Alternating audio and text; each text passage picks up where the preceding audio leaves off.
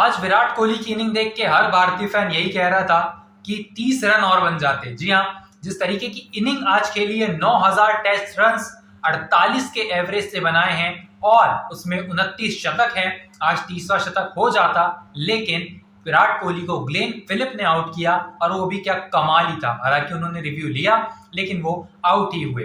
लेकिन अगर मैं बात करूं यहाँ पर सरफराज खान की, उन्होंने भी 70 रन बनाए और वो अभी भी नाबाद हैं, अभी भी शतक बना सकते हैं अपनी इस पारी में, कल चौथे दिन इस मैच के। और ये मैच अभी भी भारत की पकड़ से गया नहीं है। फाइटिंग स्पिरिट के साथ बल्लेबाजी की सरफराज ने, स्वीप जिस तरीके से हम देखते हैं विराट कोहली सामने की ओर रन बनाते हैं, उसी तरीके से सरफराज खान ने विकेट के पीछे रन बनाए।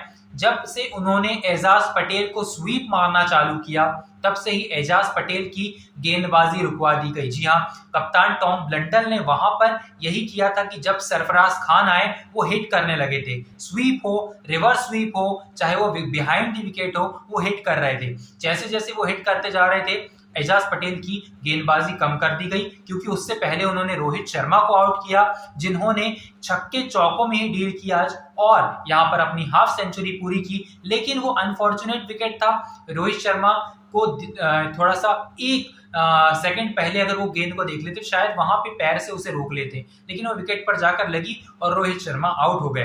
मैं बात करूं अगर उनकी इनिंग की, ज्यादातर रन्स जो आए वो आए यहाँ पर लेग साइड पर, और लेग साइड पर जो चौके छक्के उन्होंने मारे वो देखने लायक थे। आप जरूर देखिएगा यहाँ पर सेकंड सेशन में स्टार्ट की यहाँ पर बल्लेबाजी भारत ने, और जिस तरीके से यशस्वी जायसवाल खेले, यशस्वी जायसवाल का ओवरऑल जो इनिंग था वो बिल्ड किया था रोहित शर्मा के अराउंड। क्योंकि अगर मैं बात करूं यहाँ पर यशस्वी जायसवाल के लिए स्लिप पर बहुत सारे प्लेयर्स लगाए गए थे, लेकिन उनके बीच में से कट्स लगाने, यहाँ पर पुल्स लगाने, जो यशस्वी जायसवाल की आज इनिंग थी वो बहुत ही इंप्रेसिव थी। रोहित शर्मा हिटिंग कर रहे थे, यशस्वी जायसवाल अपना यहाँ पर डिफेंसिव खेल रहे थे, लेकिन जैसे ही वहां पर उन्होंने चार्ज लिया बीच बीच में, यशस्वी जायसवाल यहाँ पर पहले आउट हो गए थे, विराट कोहली क्रीज पर आ गए थे, उसके बाद रोहित शर्मा ने हिटिंग चालू कर दी थी। लेकिन अगर मैं बात करूं पहले सेशन की, पहले सेशन में बहुत ही बढ़िया बल्लेबाजी हुई रचिन रविंद्रा से, लेकिन यहाँ पर फाइटिंग स्पिरिट किसने दिखाई, जो वहां पर खड़ा रहा बल्लेबाज,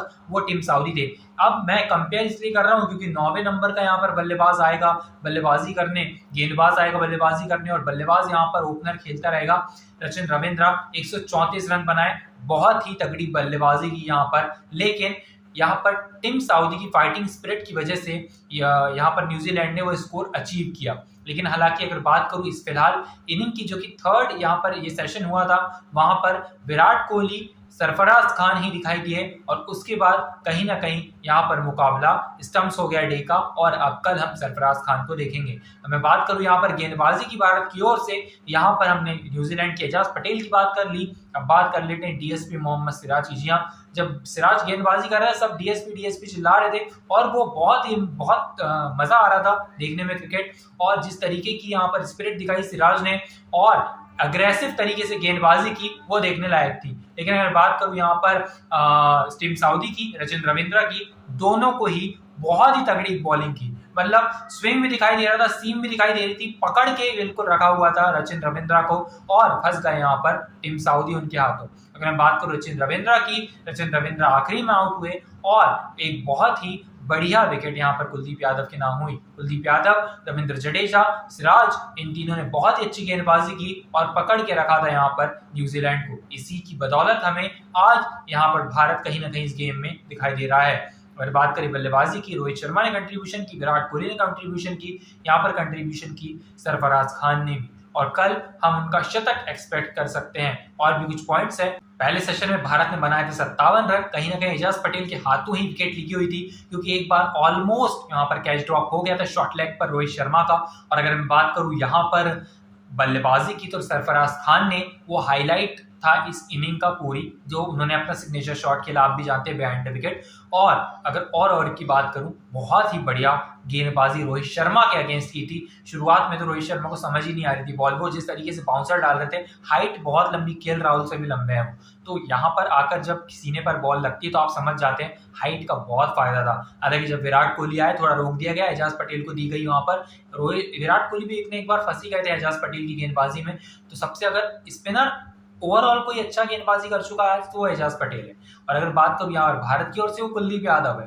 लेकिन ओवरऑल सारे गेंदबाजों में मिला दो तो मोहम्मद सिराज ने फाइटिंग स्पिरिट के साथ गेंदबाजी की, अग्रेसिव क्रिकेट खेली, जिसकी बदौलत बहुत मेहनत करी, जिसकी बदौलत न्यूजीलैंड को भारत रोक पाया और भारत अब इस टेस्ट मैच में कहीं ना कहीं दिखाई दे रहा है। और देखिए अगर आप बल्लेबाजी की बात करें तो ट्रेल बाय 125 रन, पीछे है भारत 125 रनों से, लेकिन सिर्फ 3 विकेट गिरे हैं। 3 विकेट गिरे हैं, इसका मतलब रिकवर हो जाएगा और भारत इस मुकाबले में लीड लेने की कगार पर है।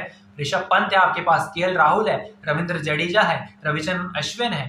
पहली इनिंग की जो कमी थी इस इनिंग में पूरी कीजिए, 500 रन बन जाएंगे। ये हम भी चाहते हैं, आप भी चाहते हैं, बीसीसीआई भी चाहती है। Thank you so much for watching. I will meet you in the next video. Till then stay tuned.